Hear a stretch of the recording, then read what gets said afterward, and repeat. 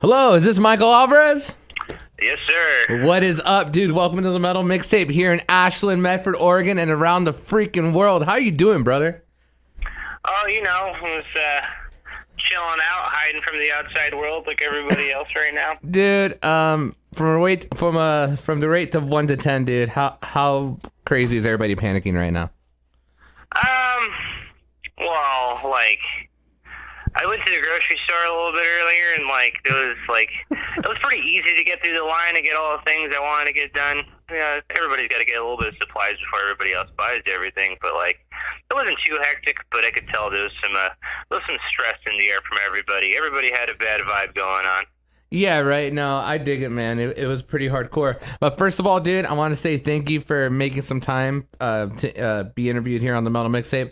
I know you're super busy, dude. One of the reasons I wanted to interview you on this show is because besides, I know you're in a band, Flub, and they're amazing, but I see you doing a lot of I believe fill-in work for other bands, or doing vocals, and I see you traveling all over the place. I see you always doing features. You're doing all sorts of stuff, dude, and I just want to say that your hard work is very it's inspiring, dude, and it's very honorable, dude. And I love thank you. And I love seeing how hard you're working, dude. And I can tell you're a busy dude. I can tell that music is in your blood, dude, and you just want to be consumed by it as much as possible.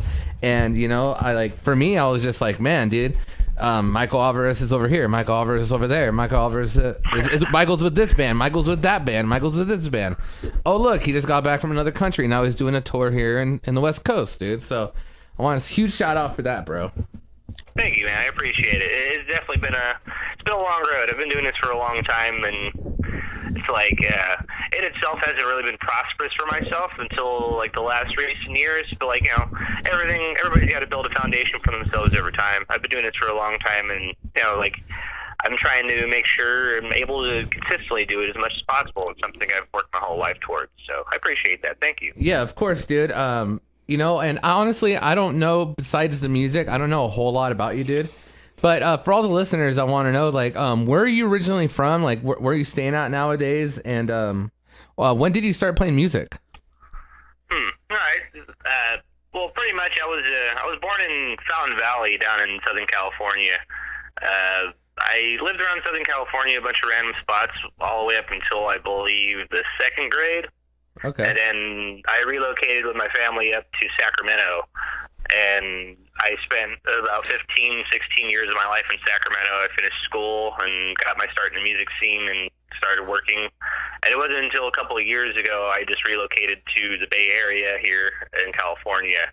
So as of lately, I was living in San Francisco and now currently residing in Walnut Creek for the next couple of weeks. And I'm actually relocating back to Sacramento in a couple of weeks, which is kind of a pain in the ass with the whole world situation right now. So yeah, I'm kind of figuring out these pieces and what's going to happen. But we got to do what we got to do. Is a lot of your choices of having to move and stuff due to just the music, because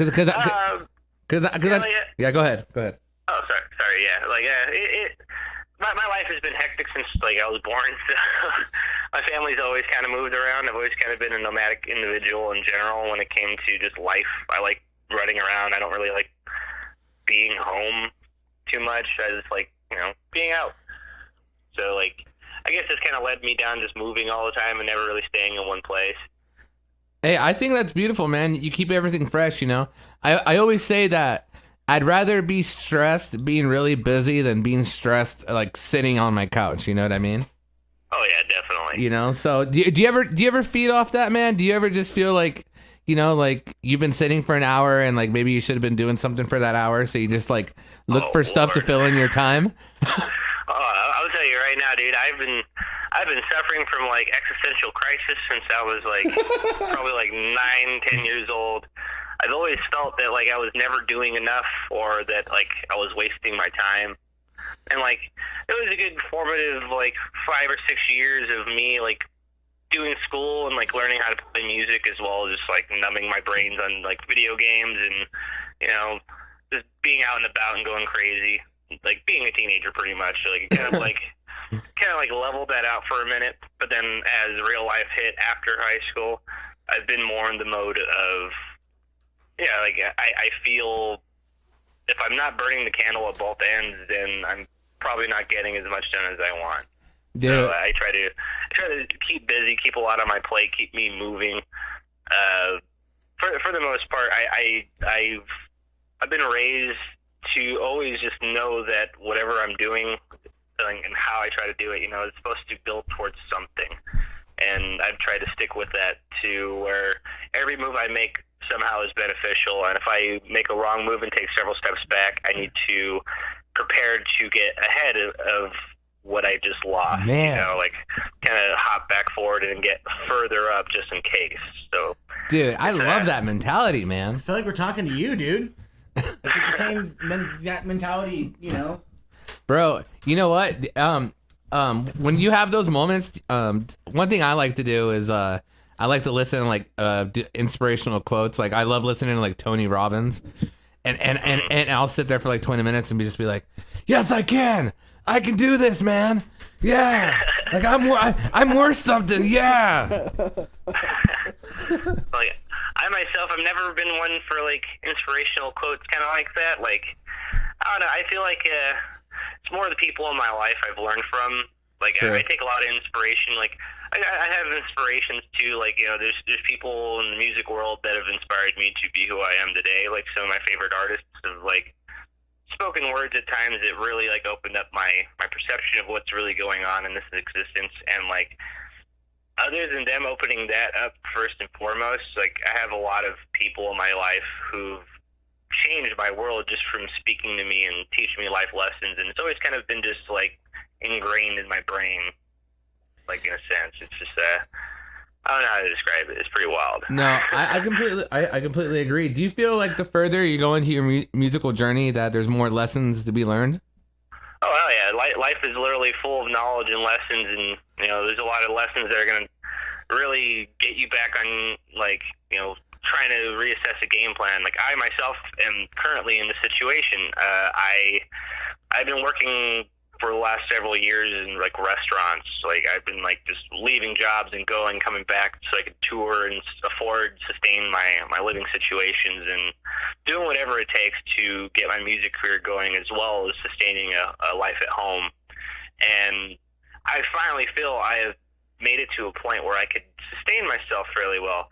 But now this whole coronavirus thing has just shot me right in the face, like, as soon as this morning happened. So, like, now I'm back in the mode of reassessing what I need to do and how do I make a game plan to not fall apart.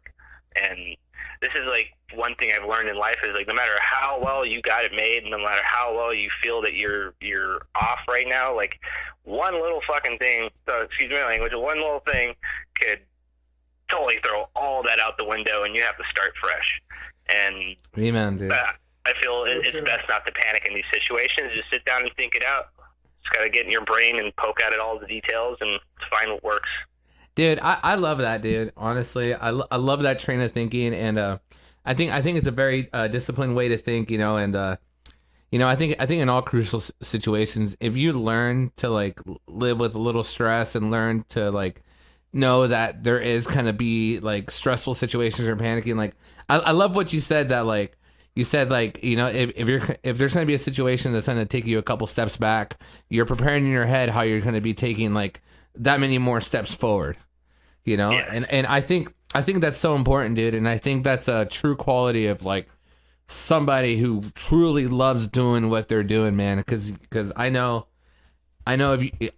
just by seeing how much work you're doing, dude, that like, there's no stopping, dude. If that tank is, it's kind of go to empty, man, you're getting a new tank, man. So I think. Yeah, exactly. So, like, you don't, like, I've done this for years. Like, when you're driving on the freeway and I probably got, like, 5 to 20 minutes of driving left and you're risking it, like. Yep. The odds are you should be pulling over again gas and not driving till you break down. And that's, like, my point right now, too, is like, I'm not trying to break down. Trying to make sure every time that when you start getting low on fuel, make sure you refuel at a proper time. Don't like think, oh, there'll be another gas station right around the corner. I'm just gonna keep driving, and then bam, you bust down. Like it's like there's a lot of people that do the whole all or nothing kind of life, and I feel there's times it can be very beneficial. There's times that you could actually like fairly prosper from that kind of way of living.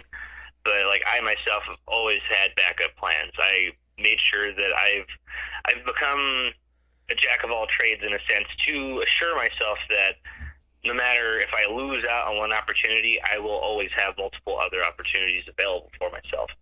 Damn. I try not to say no in a sense to anything that I could use as knowledge that will benefit me in the long run. Dude, this is awesome.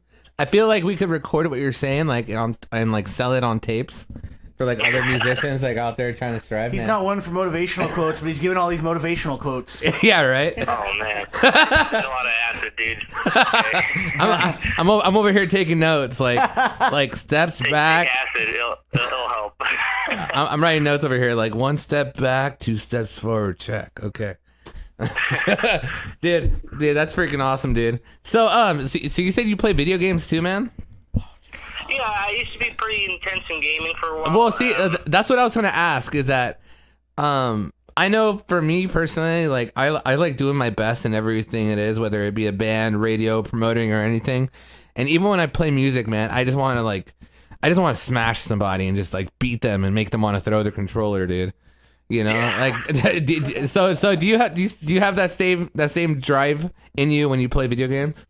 In a sense, I personally, I fell out of like the gaming world several years back. Like everybody now knows all these crazy new things of online gaming, and like I see like I watch my guitarist Eloy play like Overwatch. Like his brain is like on a millionfold like past anything I was able to do in video games. Like I can't even fathom all the colors and flashing lights and weapons and sensitivity and then the graphics cards and stuff. Like I can't fathom any of that stuff. But like I grew up playing in arcades with my older brother, and I played a lot of 1v1 games. I played a lot of Marvel vs. Capcom, a lot of Street Fighter. Nice. And it was always because me and my older brother were trying to beat each other and like try to come up on top. And my brother whooped me on every game, but I started learning techniques and how to actually, formulate what's going on in those games and how to create combo systems.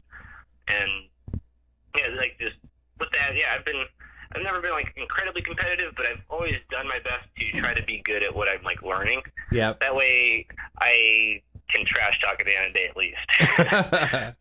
Dude. But yeah, for the most part, I try to be good at whatever I'm doing. It's just like if you're trying to dissect something and get into like a world of anything, any sort of artistic or creativity like outlet, or like even if you're like obsessed with a movie, like I feel it's natural to want to dissect everything about it and learn how to become like one with it.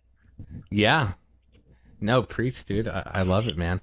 All right, dude. Let's get back to a little bit of music, dude. So, like I said, when I first found out about you, dude, you were playing. You're just like, I see you playing. I don't know if you did like a small tour in Mexico, but I saw you do a huge show over there. So do you do a lot of fill-in work for like a lot of bands, or besides Flub, do you have other side projects that you try to fill in when Flub isn't touring? Well, for the most part, like I said, I've been doing this for a long time. I started out doing vocals because I was originally a guitarist. My first band I started was called Nightmare in the Twilight. We started when I was in high school, and we did like wait, what is it called? Nightmare in the Twilight. Bro, I know Nightmare in the Twilight. My band played with Nightmare in the Twilight when I was in a band called Gazelle in a Jar in Reading. I know I know your old band, dude. I know all of them, dude.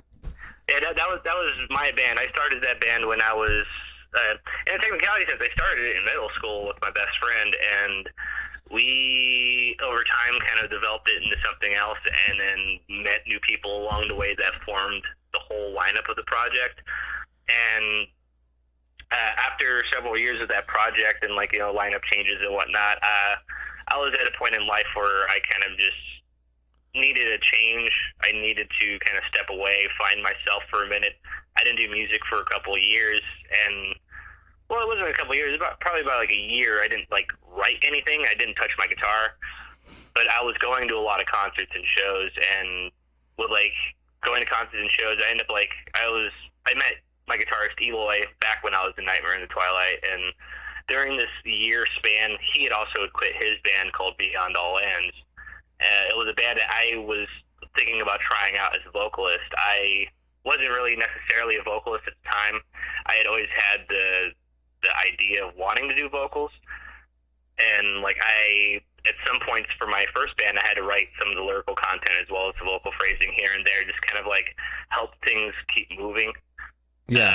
So I felt I had the capabilities to front a band and see what I could do as a vocalist, and I had tried out for this band Beyond All Ends, but shortly after, the band kind of fell apart itself.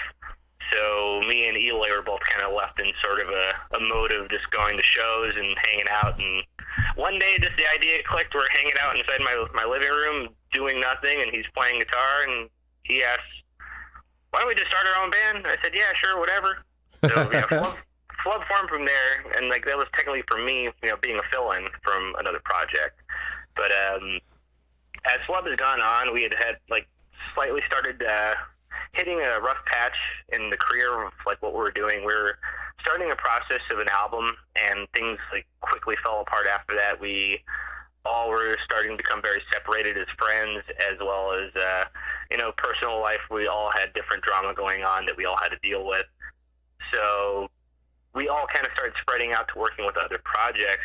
I myself had saw that some friends of mine in the Bay Area named Aether, they needed a vocalist for an upcoming tour.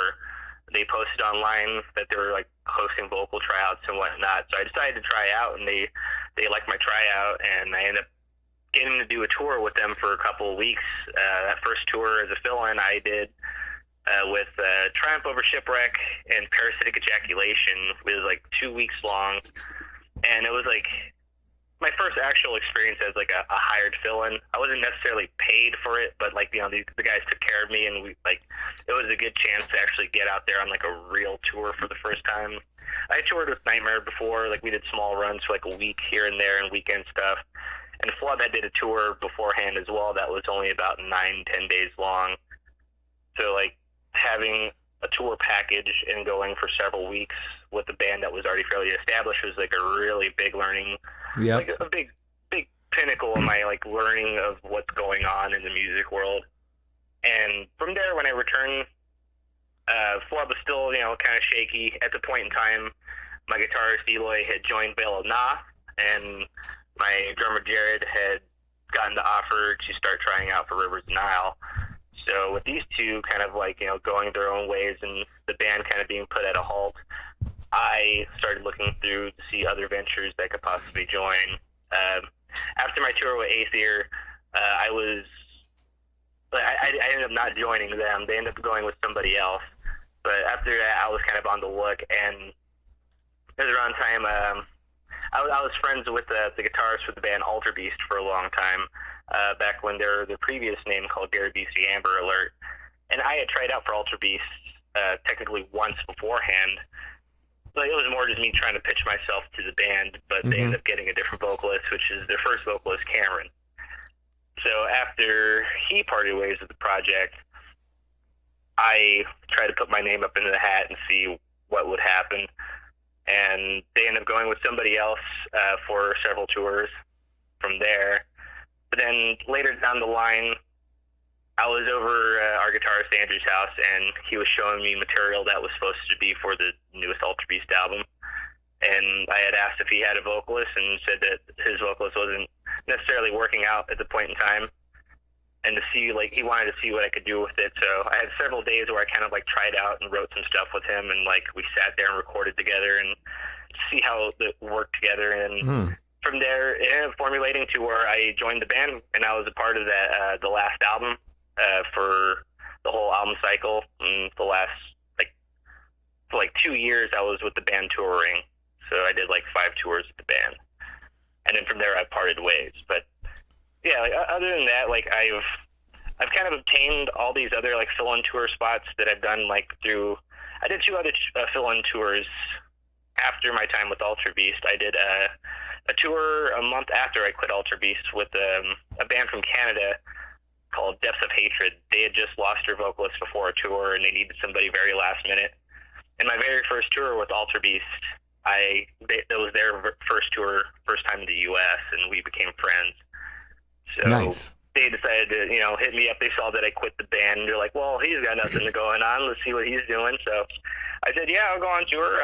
I quit my band, and I came home kind of devastated because of just like what happened and how my living situation was kind of trashed when I got back from that one. So I was in that immediate, I want to go back in the road and do this. And yeah, I ended up going with them. And from there, the rest is kind of history. I got offered Equipoise down the line too because of their vocalist Stevie was unable to make their tour because of another previous tour that he had already committed to. So he threw my name in the hat, and they asked me, and I was available to do it. But it's just me being out there. I feel like that. It's not necessarily I'm out here looking too hard for like filling gigs, but it's just kind of the right place, the right time. Like I've had multiple my friends online and vocalists and people I've met through the years. They ask me how do I get these gigs, and I think it's just being out there. This is like the music scene is a giant community. We're a giant Comic-Con, it's like if you're the one guy at Comic-Con who's flexing on everybody, has the sick costumes every time, everybody knows who you are when you walk into the building at that point because you're somebody who's involved in that community and like communicating with people. And I feel that's what's happened with me is that I've just been out here making friends and having fun, and when opportunities arise, people think of me, and if I'm available to do it, I'd be more than happy to do it and help.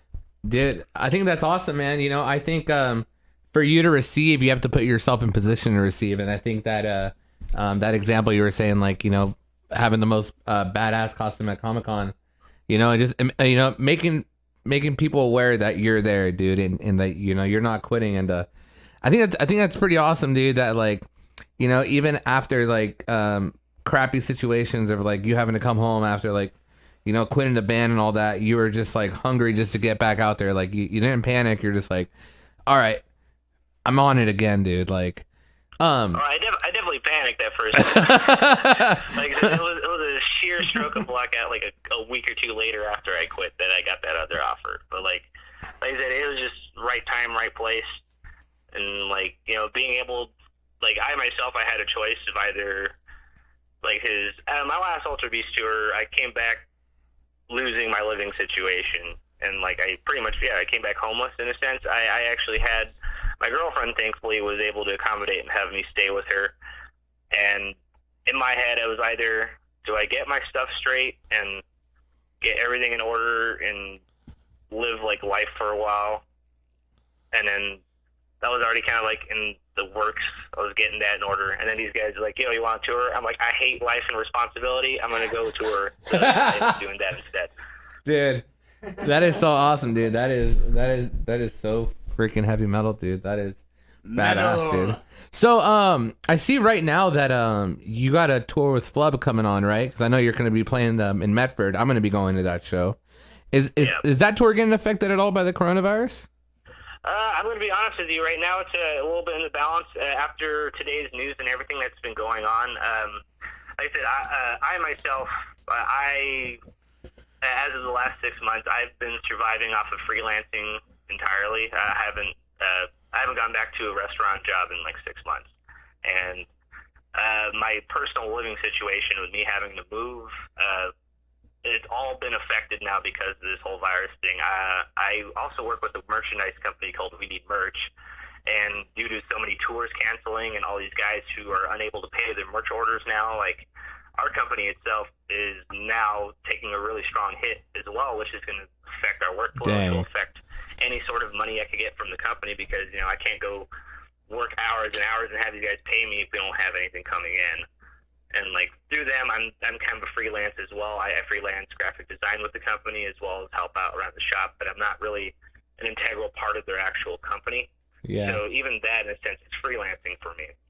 And where I'm at right now is I'm trying to make sure that I'm able to create a stability for myself as well as prepare us to be on the road and hopefully see where this whole virus thing goes and how it's happening, because we've seen a lot of it today. It was a huge effect. I saw it happening yesterday, and as soon as I woke up, I knew it was going to happen even more, and it did. We have so many of our U.S. tours have all just canceled or postponed. Like I said, a lot of merchandise orders through the company have been just like messed up, and it's a lot of just juggling around. So like personally, I want the tour to happen, but risking people's health and safety, as well as like my bandmates, as well as trying to find stability before doing that in such a short amount of time, is a very daunting task. So like as of right now, we are all still discussing what will happen. We're waiting out to see, if this virus starts clearing up. But if it happens to somehow get worse in the next couple of weeks, then there's no possible way we could hit the road. For sure. We have to call it. Yeah, you can't be too big for your britches. You gotta be able to call it quits before you wreck yourself. Check yourself before you wreck yourself. Most people probably say. No, I agree, man. I've totally been there where,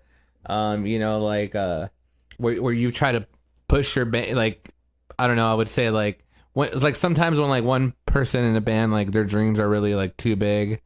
And another, I don't say any dreams are ever too big, but like when you try to like force your bandmates to like get into like uncomfortable situations where like you're maybe trying to finish a tour out and like everybody's broke, or you're trying to finish a tour out and the van is kind of break down, but you're kind of just like, you're kind of there going like, oh man, we could do it. But in the back of your head that you're going to break down and you're going to be stuck, you got to learn when to just like stop sometimes. Yeah, like there's many ways that somebody could drive their own project down into the dirt, and it's like, that not knowing when to say no and not knowing when to call quits is one of them. I've seen people tear apart their bands and drain them because they feel that they need to be on this constant grind. They feel that they need to have this sort of mentality that can be consistent, and they refuse to like do anything less. And I could see how that could add stress onto the people you're working with. It's like having a very crappy boss at a day job. This guy obviously doesn't know what he's doing, and he's in charge of all of us. So like, am I going to listen to this guy? I have to because I'm paid. And then everybody's frustrated. And then, that's where relationships fall apart. That's where bands fall apart. It's where stress happens on the road that's unnecessary. I believe communication is key, and that's what we've been trying to do as a band as of the last few days. We've been discussing, we've been sharing articles, sharing knowledge, seeing, we've been discussing the possibility, like, since yesterday, it may be possible we may have to drop this tour. We don't want to. What can we do? What is happening right now? What is this timeline? What is this? What is that? We have been trying to work together as a team. It's not one of us trying to dictate, we need to do this tour or else you guys suck and we're not a band anymore. Like, we try not to be like those people, because obviously those people are not destined for success because they're just willing to kill themselves going out on the road for nothing. Bro, yeah.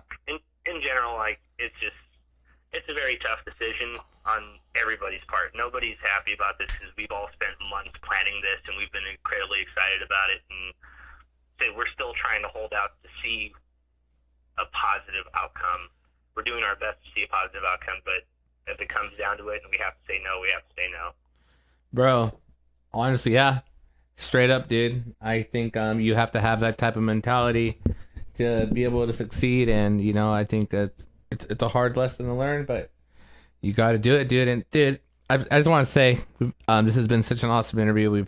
I feel like we've really grinded down a lot of good questions and good situations and all that, because I know certain sticky situations. I know a lot of bands and musicians, they listen to this show, and I think a lot of bands starting out could really learn.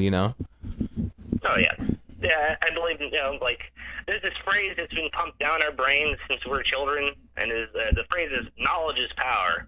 And I'll be honest with you, this phrase didn't make any sense to me until 2 years ago. And once it started making sense to me that knowledge truly is power, it's just utilizing your knowledge correctly and creating your own universe around it, possibilities are indeed endless. You just got to be strategic with your moves. You can't be doing things based off emotion entirely. I am passionate about my music. I am passionate about what I want to do with my life, but I'm not going to be so emotionally compromised to go ruin my life over one tour that we could reschedule at a safer time. Why would I put myself through this very hard task and risk the health and safety of not only our fan base but my team members for something that we could reschedule, everybody will understand, and do this? very passionate about what I do, and I'm somebody who absolutely hates canceling shows. Out of my 15 years of doing shows, or whatever, 10 years, I don't know how long I've been doing this. It's been a while. But, like, out of all this time I've been doing this, I've only ever canceled, I think, probably a good, like, 4 shows out of my music career. And it's just, like, it's really hard to accept that defeat for myself, but I'm not going to be so emotionally compromised to make a bad decision. Dude, it's just not in the cards. Dude, I appreciate it, bro. I appreciate it, dude. And I want to, for everybody who's listening, you're listening to Michael Alvarez here on the Metal Mixtape on KSKQ in Ashland, Medford, and around the world. Bro, this has been such an awesome conversation, you know.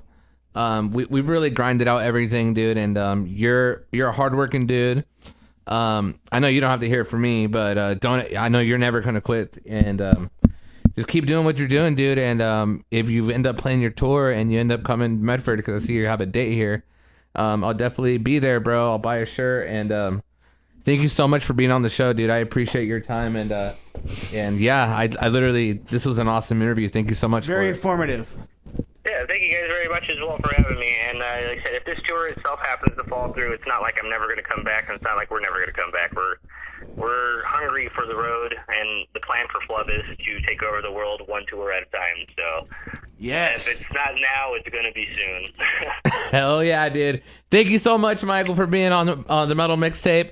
We'll be uploading this interview tomorrow, so all the listeners online could listen to. Thank you so much, dude. Be safe and rock and roll, bro. Later. Oh yeah, man. Wash your hands. Be safe. All right, later, brother. All right, later.